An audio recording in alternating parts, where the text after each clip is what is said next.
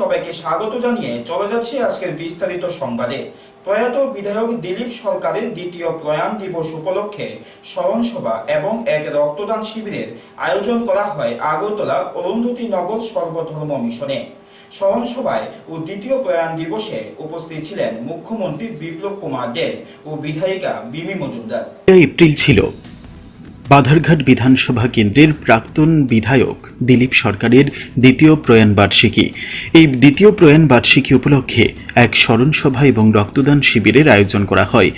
বৃহস্পতিবার আগরতলার অরুন্ধতী নগরস্থিত সর্বধর্ম মিশনে আয়োজিত এই রক্তদান শিবিরে উপস্থিত ছিলেন মুখ্যমন্ত্রী বিপ্লব কুমার দেব, ছিলেন বিধায়িকা মিমি মজুমদার সহ অন্যান্য বিশিষ্টজনেরা।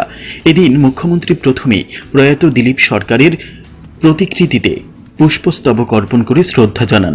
তারপর বক্তব্য রাখতে গিয়ে মুখ্যমন্ত্রী প্রয়াত বিধায়ক দিলীপ সরকারের কর্মজীবনের বিভিন্ন দিকগুলি তুলে ধরেন। এদিন রক্তদান করেন বহু মানুষ।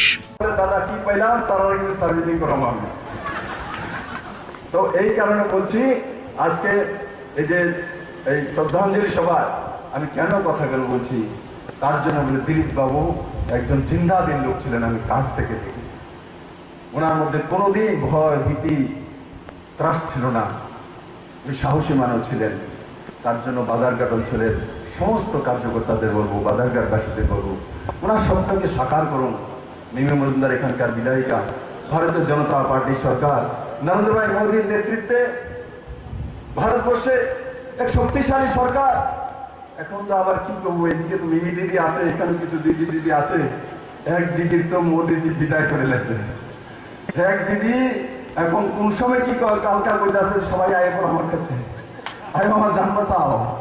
এতদিন কইছে, এতদিন কি বলতো, দেখে দেবো, এই করবো। এখন দিদি বলে আপনারা সবাই আসেন আমাকে দেখার জন্য, কালকে আপিল করেছে, আসুন সবাই আমাকে বাঁচান। মানে দিদির ঊর্ধ্বশ্বাস উঠে গেছে। কারণ কি, কমসে কম আমি ময়দান থেকে বলছি, বিজেপি একেলা 175 থেকে স্টার্ট করবো ওয়েস্ট বেঙ্গলের মধ্যে। সেই দিশাতে ভারতীয় জনতা পার্টি সরকার কাজ করছে, বাংলার যে জনসাধারণ রয়েছে সেই দিশাতে কাজ করছে।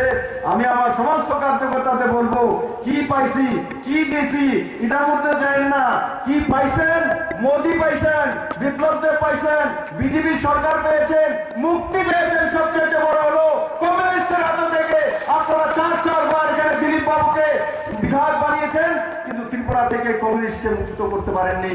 2018-তে ত্রিপুরার মানুষ মুক্তির স্বাদ পেয়েছে, স্বাধীনতা পেয়েছে। বন্ধুরা, আপনারা স্বাধীনভাবে আজকে নিজের শ্বাস প্রশ্বাস ফেলে কাজ করতে পারেন, সেটা হচ্ছে বড় বিষয়। বন্ধু, আমি সবাইকে একবার আবারও বিনম্রভাবে জাহাজ আসবে এবং এসছে, সে তার জন্য আমি প্রতীক চিহ্ন দিলাম, এবং যারা কাগজের নৌকো ভাসিয়ে আমাদের সরকারকে বদনাম করতে চাইছিল, সেটা নিয়ে আমি একটা মডেল হিসাবে আমি আজ মুখ্যমন্ত্রীর হাতে দিলাম বাধারঘাটের পক্ষ থেকে।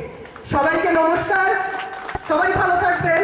আমি জাস্ট বেশি দীর্ঘায়িত করবো না, কেননা দাদার ব্যস্ততম কর্মসূচি, তবুও দাদা একটা দুটো কথা না বললেই না হয়। আমি জাস্ট আমার বাধারঘাটের কথাগুলো, অনেকে আপনারা পূর্বতন সরকার মুখে মুখে শুধু বলছে, আজকে এই কথাগুলো বলার নয়, আজকে একজন জননেতার শ্রদ্ধার্ঘ অনুষ্ঠান। তবুও উনি বিপ্লবী কণ্ঠস্বর ছিলেন, এবং আমিও সেই বিপ্লবের ভাষা করেই বলছি। আপনারা দেখবেন মুখে মুখে একটাই কথা। আপনারা বলুন তো, বিগত বছরের সরকারের ওদের টেনিয়র ছিল 25 বছর, আর আমাদের সরকার মাত্র 3 বছরের একটা শিশু। তার সাথে কি গত সরকারের কোন রকমের তুলনা বা কম্পারিজন হয়? আপনারা আশ্চর্য হবেন দেখলে, আপনারা যদি সবাই প্রত্যক্ষ করে থাকেন। এই একজন মুখ্যমন্ত্রী, যিনি সকাল 6টা বা 7টা থেকে নিরলস ভাবে, ওনার কিন্তু উনিও মানুষ, ওনারও শরীর, কিন্তু একের পর এক কর্মসূচি, কোনো দিন তিনি বসে থাকেন না। প্রত্যেক দিন যারা সোশ্যাল মিডিয়া দেখছেন, যারা পত্রপত্রিকা দেখছেন, সবাই দেখতে পারেন নিরলস ভাবে পরিশ্রম করে যাচ্ছে। কার জন্য পরিশ্রমটা করছে? এই জনগণের জন্য, যারা দীর্ঘদিন নিপীড়িত ছিল। এই দীর্ঘদিনের এই জনগণের মুক্তির নায়ক তিনি, উনি সারাদিন কিন্তু এই এই ত্রিপুরা রাজ্যের জনগণের জন্য খেটে যাচ্ছেন এবং ত্রিপুরাকে বৃহস্পতিবার কর্পোরেটের স্বার্থ রক্ষা সর্বনাশা শ্রমবিধি কার্য করার প্রতিবাদে শ্রমজীবী মানুষ সহ সিটু বিভিন্ন শ্রমিক সংগঠনের উদ্যোগে রাজধানীর শহরে এক বিক্ষোভ মিছিল সংঘটিত করা হয়। মিছিলে পূর্বভাগী ছিলেন সিটু নেতা মানিক দে সহ অন্যান্যরা। কেন্দ্রের বিজেপি নেতৃত্বাধীন এনডিএ সরকার শ্রমজীবী মানুষ এবং কৃষকদের বিরুদ্ধে যুদ্ধ ঘোষণা করেছে। এই বিষয়টি নিয়ে দেশ উত্তাল হয়ে উঠেছে। একদিকে কৃষি ও কৃষক আইন সংশোধনী বিল প্রত্যাহার এবং শ্রমজীবী অংশের মানুষের অধিকার কেড়ে নেওয়ার প্রতিবাদে প্রায় 100 দিন ব্যাপী গোটা দেশ জুড়ে আন্দোলন চলছে। এই আন্দোলনের ফলে দেশ একদিকে উত্তাল হয়ে আছে, অন্যদিকে কৃষিজীবীদের ফসল উৎপাদন মুখ থুবড়ে পড়ার উপক্রম হয়েছে।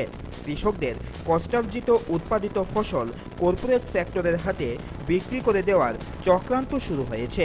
এভাবে দেশের সম্পদ বিক্রি করে আম্বানি আদানিদের সম্পদ বৃদ্ধির চক্রান্তের বিরুদ্ধে আন্দোলন অব্যাহত থাকবে। ইতিমধ্যে শ্রমজীবী অংশের মানুষের অধিকার রক্ষার 44টি প্রস্তাবকে 4টি কোডে নিয়ে আসার চক্রান্ত শুরু হয়েছে।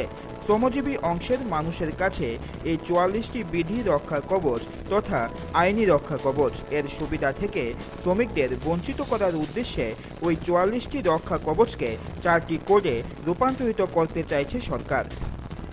বৃহস্পতিবার রাজধানীতে এক মিছিল শেষে এমনটাই বললেন প্রাক্তন সাংসদ শঙ্কর প্রসাদ দত্ত। সিআইটিইউ রাজ্য কমিটির সভাপতি তথা প্রাক্তন মন্ত্রী মানিক দের নেতৃত্বে বৃহস্পতিবার সিআইটিইউ কার্যালয় থেকে এক র্যালি সংঘটিত করা হয়। ওই দিন র্যালিটি শহরের বিভিন্ন পথ পরিক্রমা করে। হাজার হাজার কোটি টাকার যারা মালিক তাদের বন্ধু যে বিজেপি সরকার, সেই সরকার দেশের কোটি কোটি শ্রমজীবী মানুষের সর্বনাশের জন্য, তাদের অধিকার কেড়ে নেবার জন্য 4টি শ্রম কোড তৈরি করেছে। পুরনো দিনের সমস্ত শ্রম আইনগুলো বাতিল করে দিয়ে এবং সেই শ্রম কোডকে কার্যকর করার লক্ষ্যে তারা বিধি তৈরি করেছে, রুলস তৈরি করেছে এবং আজ 2021 সালের 1 এপ্রিল থেকে সারা দেশে তা কার্যকর করার সিদ্ধান্ত কেন্দ্রীয় সরকার ঘোষণা করেছে। এরই প্রতিবাদে আজকে আমরা শ্রমিকদের পক্ষে সিআইটিইউ এবং সিআইটিইউ কে সমর্থন জানিয়ে কৃষক ক্ষেত মজুরদের সংগঠন তারা সারা দেশে আজকে এই শ্রমবিধি কার্যকর করার প্রতিবাদ জানাচ্ছে। শ্রম আইনের কোডের যে আইনগুলো আছে তা আমরা এখনই এখানে জ্বালিয়েছি, এটাকে প্রত্যাহার করার দাবি জানিয়ে এবং তা কার্যকরী না করার দাবি জানিয়ে এ সম্পর্কে এখন এখানে আলোচনা করার জন্য আসন্ন এডিসি নির্বাচনকে সামনে রেখে পাহাড় দখলের লড়াইয়ে শাসক দল বিজেপি ও আইপিএফটির পাশাপাশি মাঠ চষে বেড়াচ্ছেন কংগ্রেস নেতৃবৃন্দরা। নতুন বাজার বালিকা বিদ্যালয়ের মাঠে এক নির্বাচনী জনসভা অনুষ্ঠিত হয়। জনসভায় বক্তব্য রাখেন এআইসিসি ত্রিপুরার ইনচার্জ কুলজিৎ সিং নাগরা, প্রদেশ কংগ্রেস সভাপতি পীযূষ কান্তি বিশ্বাস। ভারতের জাতীয় কংগ্রেসের উদ্যোগে নতুন বাজার বালিকা বিদ্যালয়ের মাঠে এক নির্বাচনী জনসভা অনুষ্ঠিত হয়। আর এই জনসভায় উপস্থিত ছিলেন 3 কেন্দ্রের প্রার্থী ওমপি মহারানী চেলাগান, নতুন বাজার মালবাসা কেন্দ্রের প্রার্থীগণ। এছাড়া নেতৃত্বদের মধ্যে উপস্থিত ছিলেন পীযূষ কান্তি বিশ্বাস, যুবনেতা পূজন বিশ্বাস, লক্ষ্মী নাগ, এআইসিসি ত্রিপুরা ইনচার্জ শ্রীযুক্ত কুলজিৎ সিং নাগরাজ, নির্মল কান্তি দাস সহ আরও অনেকে।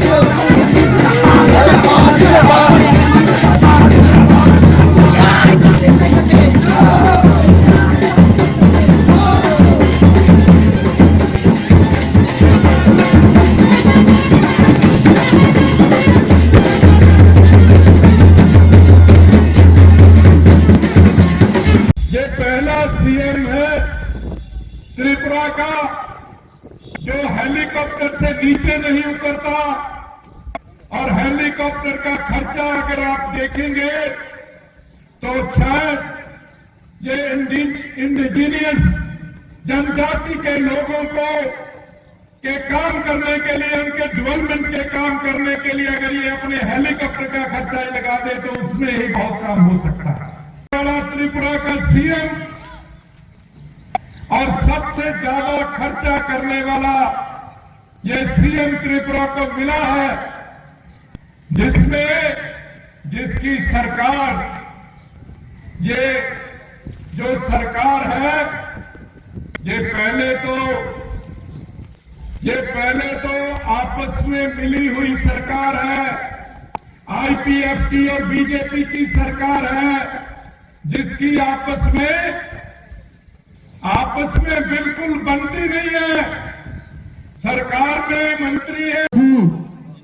আপনারা আমাকে একটিবার সুযোগ করে দিন, আগামীতে এডিসি নির্বাচনে আমরা কংগ্রেস দল বেকার ভাই বোনদেরকে আমরা এগিয়ে নিয়ে যাওয়ার জন্য আমরা যৌথভাবে আমরা কাজ করে যাচ্ছি এবং বর্তমানে আপনাদের সামনে এটুকু আমি আশীর্বাদ চেয়ে নিচ্ছি, আগামী 6 তারিখে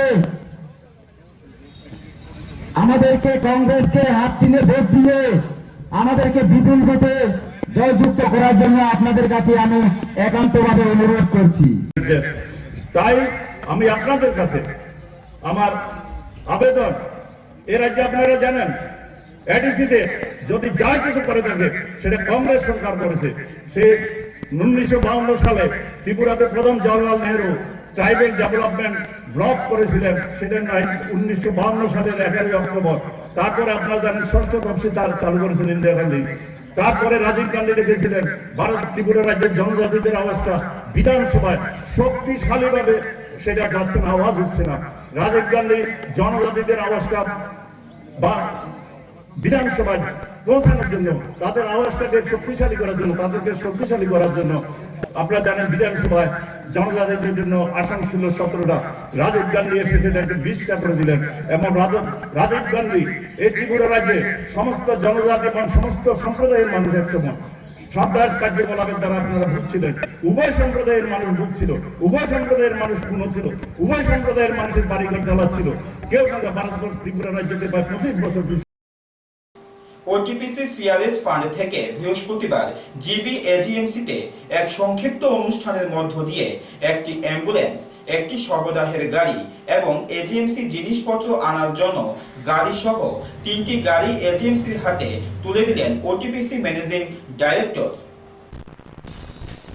ওটিপিসি সিআরএস ফান্ড থেকে বৃহস্পতিবার জিবি এজিএমসিতে একটি অ্যাম্বুলেন্স, একটি মৃতদেহ টানার জন্য গাড়ি ও একটি এজিএমসি জিনিসপত্র আনার জন্য গাড়ি সহ 3টি গাড়ি বৃহস্পতিবার এজিএমসির হাতে তুলে দিলেন ওটিপিসির ম্যানেজিং ডাইরেক্টর।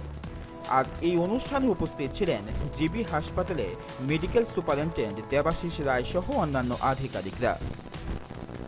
मालूम होगा ओटीपीसी कंपनी बिजली पैदा करती है। It is basically generating power and we supply electricity to all the 7 states of north eastern region. हमारा कंपनी का ये भी उद्देश्य रहता है कि जो भी प्रॉफिट्स बनता है उसका एक हिस्सा हम खर्चा करते हैं फॉर सोशल एनहांसमेंट। तो this is part of our social enhancement program, social support के लिए है ये। तो इस साल हमारा मेडिकल में काफ़ी खर्चा किया हम लोगों ने, जो भी बजट था, बिकॉज इस साल कोविड का भी प्रॉब्लम्स खर्चा हुआ था। और ये स्पेशली यहाँ पर मेडिकल कॉलेज के लिए स्पेसिफिकली एक रिक्वेस्ट हमारे पास आया था, ये रिक्वायरमेंट है यहाँ पे, उस हिसाब से हमने ये खर्चा किया है और ये प्रोक्योर किया है and we are handing over to the medical. क्या क्या दिया है सर? एक ये आप देख रहे हैं, एक हमारा हेयर्स है और एक जो गैस सिलेंडर वगैरह ले जाने के लिए कैबिन गाड़ी है और एक हमारा एम्बुलेंस है। ये इसमें फैसिलिटीज क्या क्या है? इसमें फैसिलिटीज के बारे में एक्सप्लेन करने के लिए सर कितना खर्चा है सर? खर्चा सब मिला के करीब 30 लाख के खर्चा है। बाकी जो मेडिकल कॉलेज का भी कुछ बजट इसमें यूज किया है, दोनों मिला के बनाया है। सर आपका परिचय सर, शुभ नाम? मैं सनिल नंबूदरीपाट, पहले एनटीपीसी में काम किया, उसके बाद अभी रिसेंटली मैं यहाँ पर ओटीपीसी का एमडी बन के ज्वाइन किया। Thank you sir. Thank you. আমাদের জন্য একটা গর্বের বিষয় যে আমরা আমাদের হসপিটালের জন্য একটা ওটিপিসি দেওয়া গ্যাস ভেহিকেল এবং ইউটিলিটি ভেহিকেল দুটোই পেয়েছি এবং আলটিমেটলি এটা জনগণের কাজে লাগছে, সেটা বেশি ইম্পর্টেন্ট। ওটিপিসি আমাদেরকে ফান্ড দিয়েছে, আমরা ফান্ডটা সুষ্ঠুভাবে খরচ করতে পেরেছি। এই একটা অ্যাসেট আমার হসপিটালের জন্য একটা অ্যাসেট হয়ে গেল সারা জীবনের জন্য। এটা ইনস্টিটিউট অফ অন্যভাবে খরচ না করে এটা অ্যাসেট হলো যেটা ভবিষ্যতে জনগণের কাজে লাগবে। তার জন্য কি মানে এর আগে কোনো অসুবিধা হতো, এই সমস্যা হতো কি মানে এই ভ্যানগুলো পাওয়ার আগে? সমস্যা যাই থাকুক, কিন্তু আমাদের সামনের দিকে ভাবতে হবে যে আমরা পেয়েছি, আমরা তখন যে সুবিধাটা ছিল তার চেয়ে এখন আমাদের সুবিধাটা বেড়ে গেল। আমরা পজিটিভ দিকে ভাবি না কেন, তখন যে আজকে যদি আমার বাড়িতে যদি একটা গাড়ি থাকে, আমি এখন দুটো গাড়িতে আমার সুবিধা বাড়বে, এটা ন্যাচারালি সুবিধাটা আরও বেড়ে গেল। আমরা ওইভাবে ভাবি যে আমাদের আরও সুবিধা হবে। এই অ্যাম্বুলেন্সে কি কি ফ্যাসিলিটি রয়েছে?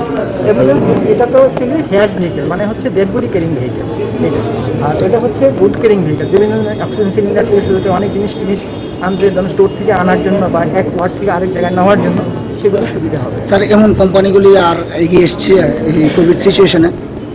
কোম্পানি আমাদের কাছে অনেক পার্সোনালি এরকম আমাদেরকে একটা ভেন্টিলেটর দান করেছে। সময় এখন বিজ্ঞাপন বিরতি, ফিরছি বিরতির পর, সঙ্গে থাকুন।